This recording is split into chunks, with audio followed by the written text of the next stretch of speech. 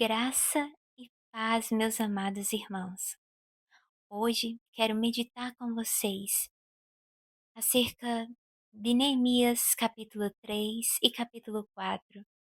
Algo que o Senhor falou fortemente ao meu coração e que eu acredito que falará também ao coração de cada um de vocês. Bem, Neemias era um homem que estava numa terra pagã, trabalhando como copeiro do rei, e não não tinha, diante das suas circunstâncias, diante da forma que vivia, Neemias não tinha expectativas de, junto com o povo que estava retornando para Jerusalém, voltar para a Terra Santa, e viver lá com sua família e, enfim, vivenciar toda a restauração, o recomeço e permanecer lá. Ele estava trabalhando como copeiro do rei, servia ali ao rei, em um reino pagão, numa terra pagã, mas Neemias tinha um coração disposto a trabalhar, a servir o Senhor e ao povo do Senhor. E não somente isso, mas ele amava a Deus de todo o coração e o amor do Senhor era aperfeiçoado no seu coração de tal forma que ele amava o seu próximo como a si mesmo. E mesmo não tendo as promessas e as vantagens de poder retornar junto com o povo e morar lá e habitar na cidade santa, ao saber da condição deles, de como eles estavam, de como a cidade estava enfraquecida e necessitando ser edificada e necessitando ser reconstruída, reparada, e sabendo que esse era propósito de Deus, ele se pôs em oração, em jejum e buscou ao Senhor. Ele intercedeu, ele clamou, ele chorou e gemeu pelo povo de Deus. E ele se colocou: Senhor, eu quero ir, eu quero servir, eu quero trabalhar. E o Senhor abriu diante disso, desse coração disposto, desse desejo de servir, não buscando benefício próprio, alguma grandeza própria, mas com o intuito de servir a causa de Deus, de servir ao Senhor e ao povo do Senhor e à obra e à missão do Senhor. O Senhor concedeu o desejo do seu coração. E o Senhor, diante das impossibilidades, o Senhor fez milagres. O Senhor inspirou corações. O Senhor deu providência, deu livramento. E ele conseguiu não somente ir para o lugar onde ele faria o seu trabalho, a missão do Senhor, mas o Senhor proveu o que ele precisou. O Senhor deu a ele sabedoria, deu a ele estratégia. E Neemias foi. Bem, a boa mão do Senhor, a Bíblia diz, que estava sobre Neemias. Mas isso não quer dizer que ele não encontraria nenhum problema, nenhum desafio, nenhuma oposição. Isso não quer dizer que seria fácil exercer o chamado que Deus entregou em sua mão e que ele se dispôs e queria fazer, né? E queria realizar. Não seria fácil. Não é porque a boa mão do Senhor estava sobre ele que tudo ia ser mil maravilhas, que haveria muitas facilidades e que tudo ocorreria perfeitamente bem. Porque existe um conceito de que não, se está tudo dando certo, se não tem problema, então é porque Deus está abençoando. Não, não. Ele foi, teve o coração do rei, foi inspirado por Deus, permitiu que ele fosse, deu um tempo para ele ir, ele tinha um tempo para ir, para realizar a obra e para voltar, porque ele ia fazer a obra, mas ele não ia ficar desfrutando lá das bênçãos daquilo que ele iria fazer, não. Ele ia ter que voltar e continuar servindo em terra pagã, a um rei pagão como copeiro. E aí, mesmo assim, ele quis ir, ele foi. E ele viu que a boa mão do Senhor estava sobre ele. Só que quando ele chegou lá, além dele ver que a situação estava muito complicada, com muitas dificuldades, com muita coisa para fazer, não seria uma obra fácil, não seria algo rápido, ele também encontrou oposição. Porque, amados, quando nós nos colocamos para fazer a vontade de Deus, para cumprir os propósitos de Deus, quando nós nos dedicamos e nos gastamos para o Senhor, na missão do Senhor, pode ter certeza que haverá oposição satânica. O Satanás, ele também inspirará homens, vai criar circunstâncias, vai fazer planos para atrapalhar, para impedir, para lutar contra o servo do Senhor, que quer fazer a obra do Senhor, e para não ver avançar a obra de Deus. Porque o ódio dele não é só assim contra quem está amando e servindo a Deus e buscando se dedicar e se gastar pelo Senhor. Não. O ódio dele está em também não ver a obra de Deus avançar, não ver o reino de Deus se expandir. O ódio dele está em relação a tudo que Deus quer, a tudo que Deus ama, a tudo que Deus tem propósito. E ele vai tentar parar o obreiro, a obreira e a missão. Seja ela algo pequeno, algo mais que não tem tanta glória, não é tão vistoso, ou algo grandioso, como foi, por exemplo, na obra de e na missão, na vida de Neemias. Alguns vão ser chamados para fazer grandes coisas como Neemias e outros não, outros vão fazer trabalhos menores.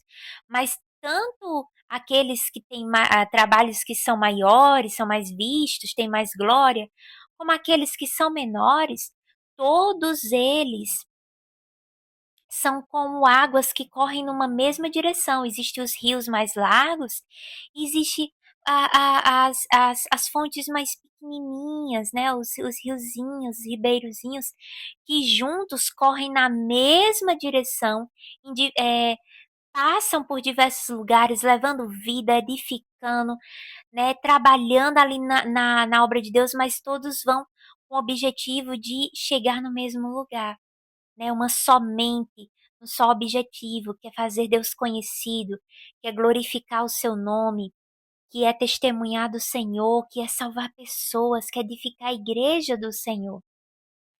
E aí, nisso, o inimigo, ao ver pessoas se dispondo, abandonando seu conforto, abandonando seus sonhos e projetos, abandonando o desejo de glória pessoal, de crescimento pessoal em busca de servir e se dedicar à obra de Deus, à causa de Deus, ele vai se enfurecer, ele vai se indignar, ele vai zombar, ele vai tentar desanimar, ele vai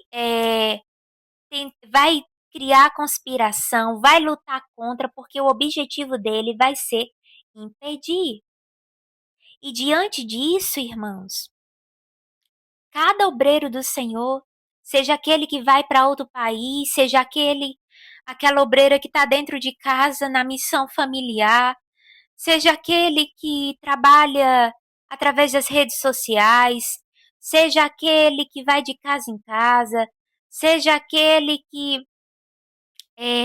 tem vários campos de missão, de atuação, de trabalho na obra de Deus, não importa. Vai enfrentar oposição satânica a partir do momento em que desejar trabalhar para o Senhor. Não importa se é algo pequenininho, se é uma obra grande, vai encontrar oposição.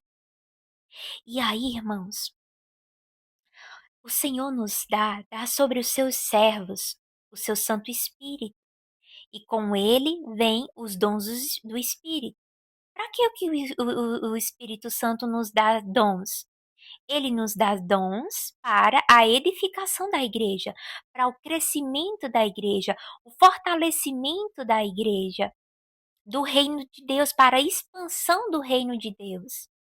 Então, para isso, recebe dons. Alguns vão receber uns, outros, uns mais, outros menos, mas todos receberão dons. Quando nós entendemos que somos filhos de Deus e aceitamos essa condição de filho de Deus, o Senhor nos coloca como missionários dele.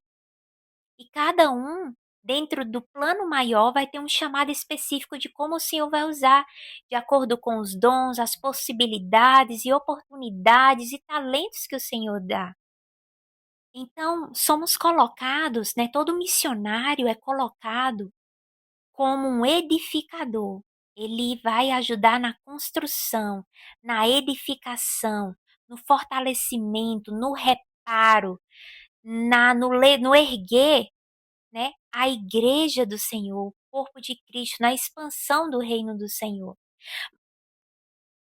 Mas ao mesmo tempo em que ele é colocado como edificador, ele é colocado também como guerreiro, porque você não vai simplesmente, como um pedreiro, um servente de pedreiro, um engenheiro, chegar numa construção, encanador, você não vai simplesmente ali trabalhar na obra. Você está trabalhando numa obra onde há um exército demoníaco e de homens e circunstâncias inspirados também por Satanás para impedir aquela obra. E vai ser necessário estar vestido não somente com as vestes, né, de Cristo, as vestes de justiça de Cristo, mas também com a armadura espiritual. Né? Não somente com a roupa de linho puro, né? A veste de justiça, o caráter de Cristo, mas vai ter que ter também a armadura espiritual, porque não somente estamos edificando, mas também estamos guerreando. E isso é necessário que entendamos, porque queremos exercer a missão, queremos trabalhar para Deus, mas não queremos dificuldades, e isso não existe, porque elas haverão. Nós estamos em uma construção, mas estamos também em uma guerra. E precisamos fazer a nossa parte. E na história de Neemias, a gente vê que, sim, eles oraram, eles buscaram a Deus, porque os inimigos eram grandes, as dificuldades eram grandes, havia muitos empecilhos, não eram capazes de sozinhos edificar a muralha, havia muito entulho, havia muitos problemas, muitas forças contrárias, e eles buscaram em oração a Deus, porque eles tinham a convicção de que Deus lutaria por eles. Mas eles não ficariam ali, não, deixe Deus resolver o problema, depois a gente continua na obra. Não. Eles entendiam que o Senhor lutaria por eles, mas eles entendiam que tinham que avançar na obra, mesmo com a oposição. Então, o que que eles fizeram? Além de orar, eles se colocaram em vigilância, né? Então, o Senhor nos diz: vigiai e orai. Nós precisamos vigiar e orar, porque o inimigo, assim como foi no contexto de Neemias, também é na nossa vida. Eles vão tentar, de forma sorrateira, entrar no nosso meio, nos matar e fazer com que a obra seja cessada. E por isso nós precisamos vigiar dia e noite a nós mesmos e ao nosso redor.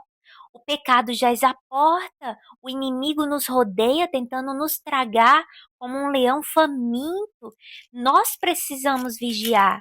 Nós precisamos, assim como Neemias e os homens, né, dele, não tirar as nossas vestes, né, que ali seriam as vestes da justiça de Cristo, e também estar preparados para a guerra, ou seja, tendo a armadura espiritual, né, ali entendendo que nós temos que trabalhar para edificar, fazer o que o Senhor nos chamou a fazer, mas entender que estamos numa guerra e precisamos das armas espirituais. Aí você vai lá para Efésios, eu acho que é capítulo 6, que fala, né, das armas espirituais. Nós precisamos dessas armas espirituais, porque a batalha é grande. Ah, não, agora é tempo de parar, é tempo. Não, irmãos, é tempo de avançar, pouco tempo nos resta. Grande fúria o inimigo tem contra nós, porque ele sabe que pouco tempo também lhe resta. E nós precisamos entender que nós somos edificadores da igreja do Senhor, mas somos também guerreiros do Senhor. Nós precisamos trabalhar na edificação e expansão do reino, ir a todo mundo, pregar o evangelho, fazer das nossas casas campos missionários, viver em prol da missão. Não importa o que façamos, o verdadeiro Filho de Deus, ele não está preocupado em ganhar as glórias desse mundo, em juntar riquezas nesse mundo, em títulos desse mundo, em viver os sonhos que esse mundo tem. Não, ele está preocupado em fazer a obra de Deus, em ganhar pessoas para o Senhor, em fazer da sua família um ministério, da sua casa uma missão, um campo missionário e uma missão. O objetivo do cristão mesmo que se converter ao Senhor, não é ter uma vida estável, uma vida com riquezas, uma vida, é, sabe, como o mundo quer, com os sonhos que as pessoas que estão no mundo têm, porque elas vivem para o aqui e para o agora. Elas não estão preocupadas com a eternidade, elas não estão preocupadas em honrar e glorificar o Senhor, elas não estão preocupadas com o seu destino eterno e o destino eterno de sua família e das pessoas ao seu redor, não. Mas o cristão, sim. O cristão está preocupado em trabalhar para Deus, em salvar pessoas. Ele sabe que nada nesse mundo tem valor, é tudo vaidade. Ele sabe que a herança dele é o Senhor, que o que ele precisa juntar é tesouros no céu. Então ele vive nesse propósito, tudo que ele faz, até um curso, qualquer coisa que ele faz não é com, eu quero realizar o meu sonho, meu desejo, meu plano, não. É para a glória de Deus, é para fazer Deus conhecido, é para eu ser mais capacitado e habilitado para servir as pessoas, para salvar pessoas, para investir na missão. Sabe, o foco é o céu, é a eternidade, não é a segurança própria, o crescimento próprio, a glória própria. Não, ele vive diferente, o cristão vive diferente. E eu vejo isso muito claramente na história de Neemias, sabe? E diante disso, irmãos, nós precisamos nos colocar, se nós realmente somos filhos de Deus, se realmente queremos viver não para nós mesmos, mas viver para Deus, se nós somos espirituais e não carnais, nós temos que entender que nós somos sim edificadores. Sim, a obra é extensa, a obra é grande, mas o nosso Deus luta por nós. Mas o nosso Deus, ele quer nos usar e ele nos usará conforme nós formos nos expondo, nos entregando, nos abnegando, nos sacrificando. E vai haver oposição. Mas Neemias capítulos 4, versículo 14, disse assim: E eu olhava e me levantava e dizia aos nobres, aos governantes e ao restante do povo: Não os temais, lembrai-vos do Senhor, que é grande e terrível, e luta pelos vossos irmãos, vossos filhos e vossas filhas, vossas esposas e vossas casas. Isso é maravilhoso, porque Neemias nos lembra algo maravilhoso que nós não podemos esquecer. Nós temos uma obra a fazer. E Deus luta por nós e Ele cuidará dos nossos. Deus cuidará dos nossos, cuidará de nós, cuidará da nossa família. Se Ele é por nós, quem será contra nós? O nosso papel é estar em prontidão, avançar em fé, orar e vigiar. E, irmãos, entender que a nossa luta não é contra carne nem sangue, mas principados e potestades. E hoje o Senhor te chama, filho, desperta, para edificar, mas para guerrear em meu nome.